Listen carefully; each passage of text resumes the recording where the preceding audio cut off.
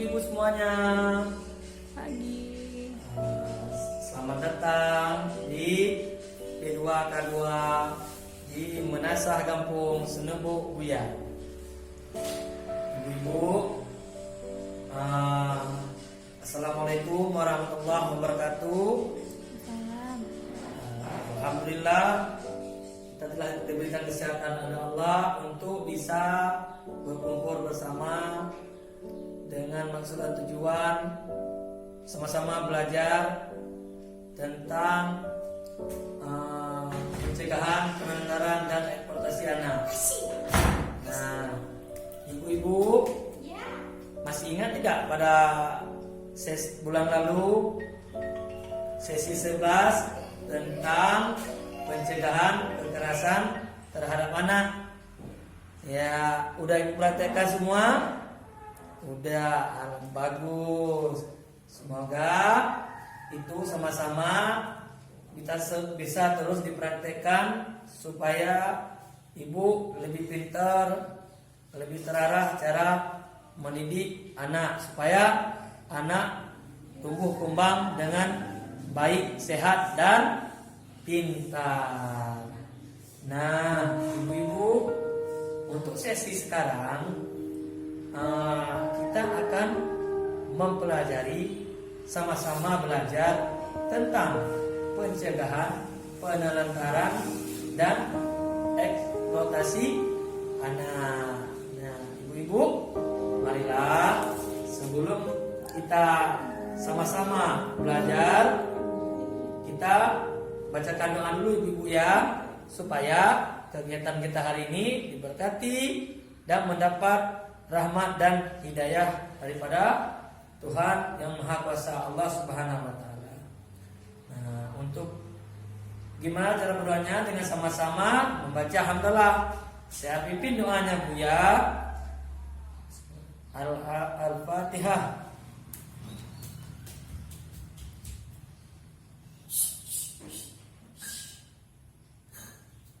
Doa selesai. Nah, terima kasih ibu-ibu semua telah datang, telah meluangkan waktu guna sama-sama kita mempelajari tentang pencegahan, penanganan dan eksploitasi anak. Apa itu sebenarnya? Ada nggak di antara ibu-ibu yang tahu apa yang dimaksud dengan penanganan dan penanganan anak dulu? Mungkin ada yang Ibu Susi ingin ataupun Ibu Ani, silahkan. Baik. Ini bah-bahan dengan Pak. Oh, betul ibu-ibu. Nah, yang disebut dengan penanganan anak ialah seperti kita tidak memberi makanan, minuman yang bergizi. Tidak, apalagi ibu? Betul, tidak mengizinkan anak sekolah. Nah, apalagi? Tidak mendengar pendapat anak. Nah, ibu-ibu, banyak hal yang menjadi pengertian ataupun penyebab daripada penanganan anak. Nah, contohnya seperti tidak mengizinkan memberi anak makanan yang bergizi, itu merupakan salah satu dari penelantaran anak, kategori penelantaran anak. Nah, berarti penelantaran anak tidak hanya semata-mata tidak peduli dengan anak aja, tidak memberi makanan yang bergizi, yang sehat, minuman yang sehat juga merupakan kategori penelantaran anak. Nah, ibu-ibu gitu. Nah, yang kedua, apa? Tidak memberi pendidikan. Nah, tidak memberi pendidikan juga merupakan salah satu ciri-ciri daripada kategori penelantaran anak.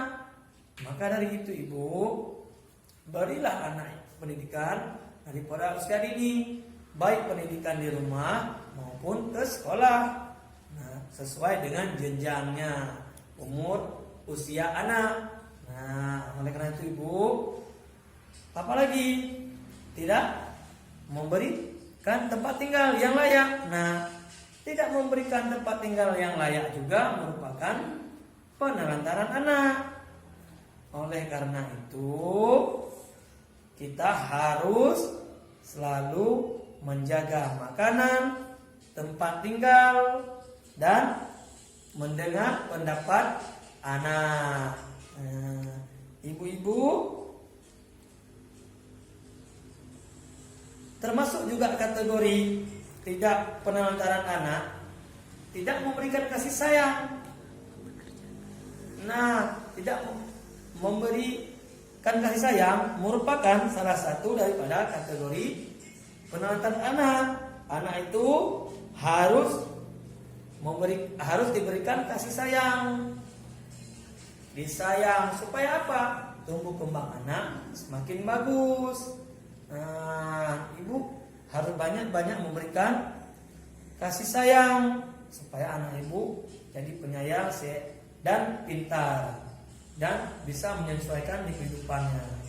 Apalagi ibu? Perhatian, betul, tepuk tangan untuk Ibu Ani dulu sekali. Nah, perhatian. Setiap anak itu Bu harus diperhatikan. Apabila tidak diperhatikan, dia akan tumbuh kembang dengan sendirinya. Jadi temperamen ataupun jadi pemalu. Harus diperhatikan. Itu merupakan salah satu bentuk kasih sayang seorang ibu kepada anaknya, agar anaknya tumbuh sehat, pintar, dan kuat. Nah, ibu-ibu, dari sekian hal, ada hal ibu yang ibu ingin tambahkan lagi? Apa saja yang menjadi ciri-ciri penelantaran anak? Yang ada umi laweknya yang kerja-kerja pak jalan ya. Yang Nah, ngemis-ngemis kan gimana? betul ibu-ibu, itu bukan lagi namanya penelantaran, tapi sudah menjadi eksploitasi anak. Nah, sebentar lagi akan kita bahas juga. Nah, ibu-ibu, apalagi yang menjadi ciri-ciri ataupun kategori penelantaran anak? Seperti apa? Coba Ibu Ani, ada ibu yang tahu, yang ingin apa? Ibu Susi melarang beribadah anak. Nah, betul ibu-ibu, tolong tepuk tangan sekali lagi Ibu Susi. Ibu-ibu melarang anak beribadah merupakan suatu penelantaran anak. Karena kenapa? Itu hak anak yang seharusnya ibu orang tua itu mendukung. Karena itu suatu perbuatan yang baik dan bagus. Nah, supaya anak kita dari sejak dini kecil tahu tentang ibadah, diajarin, bukan dilarang, bukan pun tidak memberikan ibadah kepada anak. Nah, oleh karena itu ibu-ibu, ke depan semoga yang kita pelajari ini bisa ibu terapkan di rumah tentang apa itu saja penelantaran anak. Nah, setelah di sini mungkin ada ibu-ibu yang ingin menanyakan tentang penelantaran anak. Kadang lagi Pak, kan di rumah-rumah orang itu misalnya kan ada saudara saya, dia kerja di Malaysia. Jadi kan anaknya tinggal sama wawaknya. Jadi ya kayak gitu, dibiarkan kayak gitu aja. Kadang jalannya entah kemana, pergi entah kemana, sebenarnya nggak ada yang peduli sama dia. Dia mau ngapain aja, dia mau kemana aja, ya namanya wawaknya, ya nggak seperti ibunya. Ayahnya pun sibuk sendiri, jadi ya itu termasuk nggak dalam penelantaran anak. Nah, kalau solusinya gimana? Kalau salah satu, betul ibu, kalau salah satu orang tuanya ada, itu merupakan salah satu kategori penelantaran anak. Maka gimana supaya caranya anak tersebut tidak termasuk dalam penelantaran? Kan ibu, biarpun ibu di Malaysia, ibu kan bisa menelpon, menanyakan anaknya sama wawaknya, sering komunikasi dengan ayahnya supaya anak itu tidak terlantar lagi. Nah, karena kalau anaknya terlantar, nanti tumbuh kembangnya nggak bagus, yang rugi kan orang tuanya juga, anaknya juga. Oleh sebab itu ke depan marilah sama-sama kita jaga, kita penuhi hak-hak anak. Jangan lagi terjadi penelantaran terhadap anak. Nah, itu ibu-ibu, apa yang namanya eksploitasi? Tadi pencegahan ke penelantaran dan eksploitasi anak. Yang dikatakan eksploitasi itu membuat anak kita sebagai salah satu objek untuk memperoleh keuntungan. Nah, misalnya apa, Bu? Menyuruh anak mencari sedekah, sekolahnya dibiarkan, nggak diurus.